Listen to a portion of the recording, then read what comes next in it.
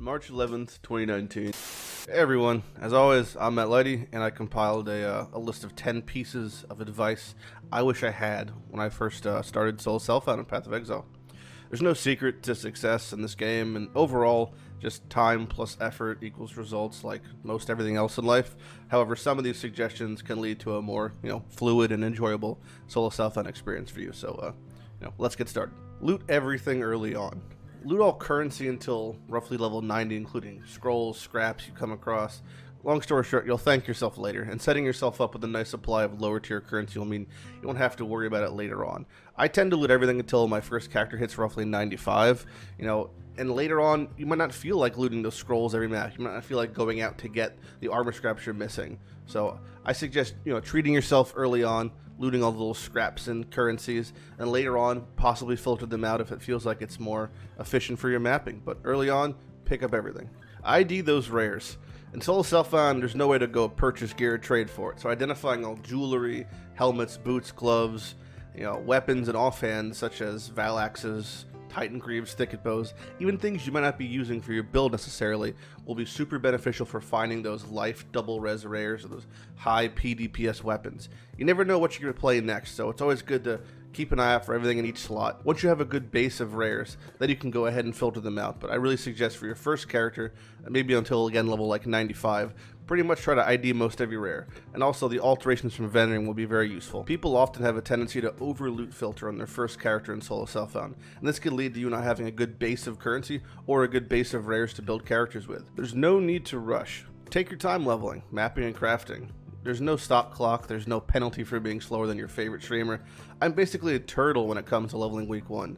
Slow and steady does tend to win the race in Solo Self-Found, and it prevents burnout. It is amazing how much you can accomplish in this game if you only get to play an hour a night. So again, don't feel rushed, just play at your own pace, there's no problem.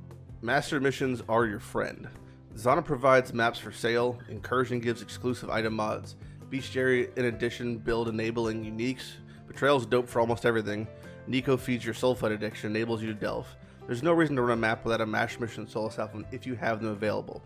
I know it can feel tedious at times and overwhelming to have so many different activities to do, and it feels like you're maybe even slowing down your progress, but master missions will help you, and you should try to run them all if you can. Stop comparing yourself.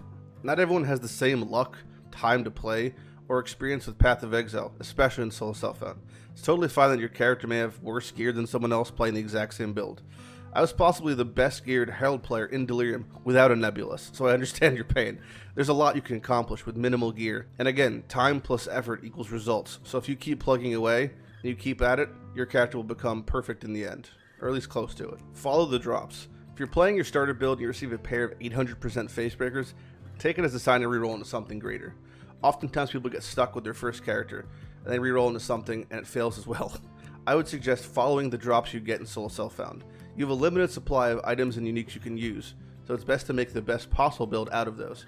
Checking things like PoE Ninja, or even just talking to people in the community is a great way of utilizing your gear to its fullest potential. It also promotes build diversity. It might have you playing a build that you've never played before, and it turns out it could be one of your favorite builds in the future. Don't lose sight of the game. I mean, have fun. It's a game ultimately, so don't feel forced to play something you don't enjoy. Don't feel obligated to clear all the content. Don't feel like you have to play one of the big meta builds or the builds that receive a change in the patch notes. There's nothing wrong with just running white maps until 90 or until you feel ready to move on. This game is quite diverse, and although there are some builds that are just best than others and better at doing what they do, ultimately pretty much every build can work, except Conversion Trap. I don't know what to do about those people. Getting a 6-link isn't that difficult. Whether it's running sacrifice fragments in your map device after you finish Act 10 for a chance at those lucky corrupted 6-links, and the drop rate is about 1 in 15, so it's not that bad. Or farming Blood Aqueduct in Act 9 for the Humility card to get your first Tabula Rasa, which again takes about 4 to 6 hours, so not that bad. Both processes still give you levels, give you gear, give you currency drops, progresses your master missions in some cases, so it's not like it's time wasted. When you're playing Solo Self-Found, as long as you're killing content, as long as you're mapping, as long as you're doing something, you're still getting drops. You never know where that lucky unique could come from. I've gotten a lot of very strange, powerful uniques from just flipping rocks and opening chests.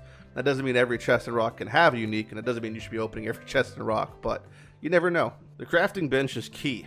Never forget to utilize bench crafts to fill gaps in res or attributes while progressing, especially while transitioning after Act 5 Katava and Act 10 Katava into maps, when you get your minus res deductions. This includes those pesky Syndicate betrayal crafts as well. I know it sucks to unveil things, but it's for sure worth it. And if you weren't aware, the Calandra's Craft Prophecy can be used before talking to a Betrayal Master to make them drop 4 more rares with their respective potential crafts you may be hunting. So whether you're trying to get the hits can't be evaded or the trigger socketed spells, Calandra's Craft is pretty nice for that. And finally, the most important one, in my opinion, is set goals and milestones. One of the biggest ways I prevent myself from being burnt out is by setting some loose goals for the league. Don't be afraid to plan some goals for yourself, such as, I want to be level 92 with Uberlab by the end of the first week of Harvest, or I want, all the Harvest unique by the end of the league, or tonight I have an hour to play. I'm going to run 10 maps. The format that works best for me is setting a goal for the day, a goal for the week, a goal for the month, and the goal for the league. Leagues are 3 months, so if you break that down, take yourself 10 minutes, and it can be something as, simple as, I'd like to get a Savior, I want to have 3 white sockets, and I want to be 28 quality by the end of the league.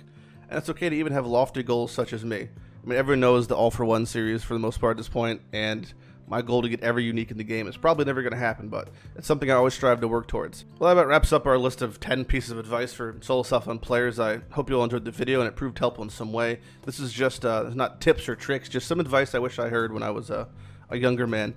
As always, if you have any questions, comments, concerns, or advice of your own, feel free to leave a comment below. Hope you all have a great start in Harvest League, and don't forget to have fun. And take it easy, guys. Lighty out.